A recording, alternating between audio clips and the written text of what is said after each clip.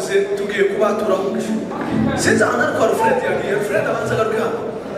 igwagaza abapasiteri nje nka muyumbe jewe ari igihe bazavuga abakobwa gasigara mu bakobwa ariko ntaco we kugabanyisha noneho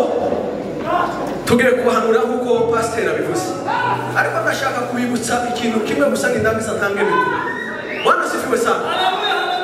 niba ari ijoro ry'ubusaba ariyo nyito yacyo ni ukuvuga ngo buri muntu wese agira uburyo azasabana n'Imana hari ushobora gusabana n'Imana no kwegera mu nguna agapfukama agasenga hakaba n'ugenda agapfukama imbere ya pasiteri Kado cyangwa bishop akamusengera hakaba ushobora kuja hariya mu nguna akarira cyangwa hakaba baza basirima mu kwacu akaba ariko basabana n'Imana ntimukaza muhusha rero intego y'igitaramo abantu bakunda kugira ibibazo byo guhusha intego y'igitaramo niba rero baravuze ngo gusirimba uzusirima tusabane n'Imana nubwo wowe umukobwa w'ishuri 15 ugenda iri inyuma uje gushaka icyo usabanira muri Imana Imana cyoye haleluya Imana sifiwe ibintu biko kuvuga birasobanutse ntabwo nagiye hirya y'umurongo w'igitaramo uko uzusabana n'Imana uzaza umushakira mu Imana kugira ngo uve mu ijoro ry'ubusabane wasabanye n'Imana Bwana sifiwe hanyuma tugiye gusirimba uwo mukumanzungu ntawuhigure abari muri gahunda zabo bazikomeza zo gusabana n'Imana natwe turakomeza dusabane n'Imana muri ubu buryo revere yaduhaye n'ubundi wese umuntu yumva agomba gusabana n'Imana kugeza saa moya batugendagira ngo saa moya niko bishop yavuze bavuze saa moya tubwire uburyo bwo gukate mukunga revera saa moya batubwiye tuzigeze agenda utuyobora turakubaha turakwemerera frere uri umuvyeyi ariko igisirimba n'igishira saa moya turatanga igishira na mbere ya saa moya Bwana haleluya dore mbabwire makopesi hano agara kapsini chokero vile akabze na murakazi cyane mukazi bwate murayizi cyane ndi muhizi adasango kubsindira nahana ahantu umuhanuzi Yesu ashimwe ugiye guhanura hano si ukuzina hano ni uguhanura hano ni ukwatura sinzi icyo watura ku buzima bwawe nimba ari indwara nimba ari amaganya nimba ari ibintu byakuyobeye sinzi byakuyobeye ko murani maze mureke mbeza abana amaherekezo abana bakwiye kumva neza iyo umuntu yumvishe neza azakora ibintu neza ko muranyumva mwagize neza mwaje mu nzu y'Imana hari abana bafite intimba z'ababyeyi hari abana bafite ibibazo z'amanota hari abana bafite ibibazo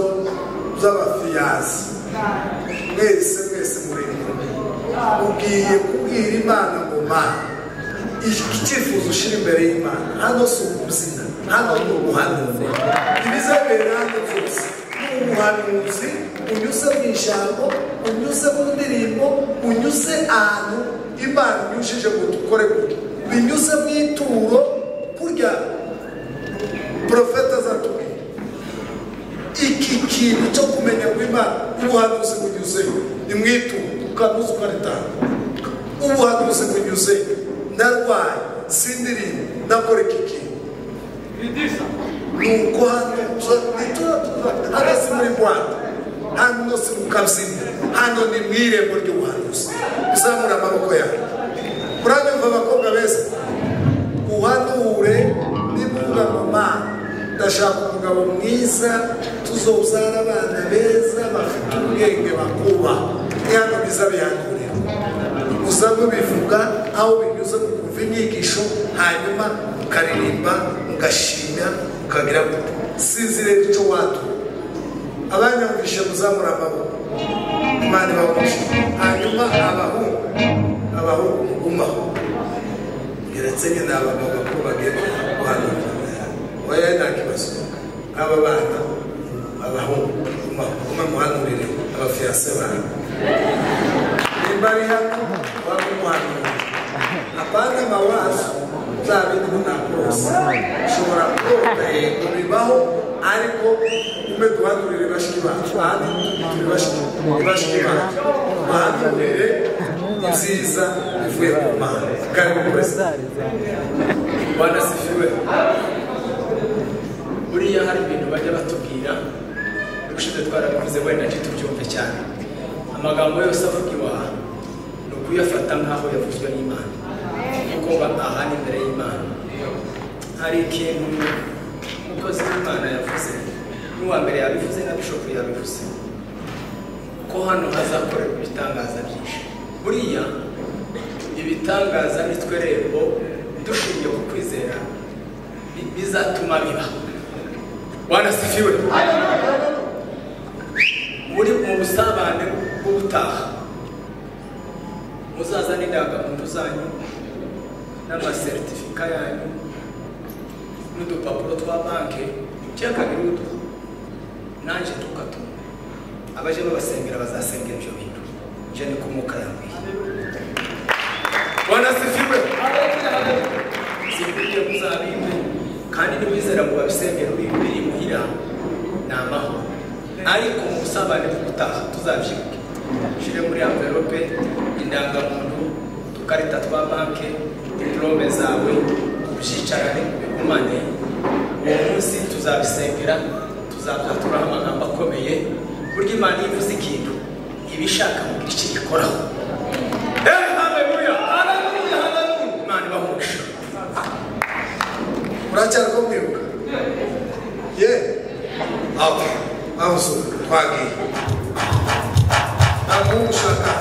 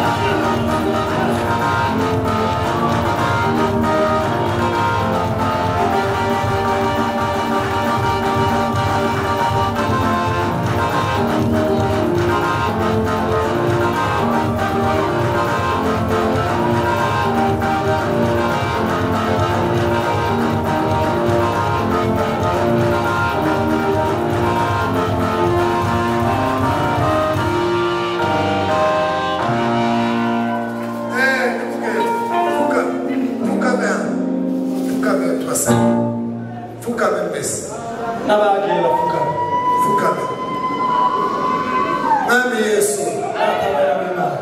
ubugingo bwacu tubushize usenge abantu bana ni wowe Mana isezerano ryawe Imana ikomeye mu buzima bwawe bwiza Imana ikomeye mu buzima bwawe usenge abantu bana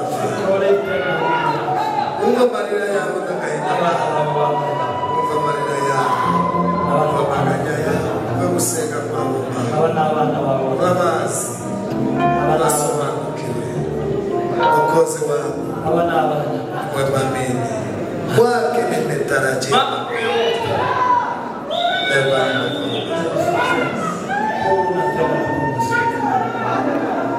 nafsi yangu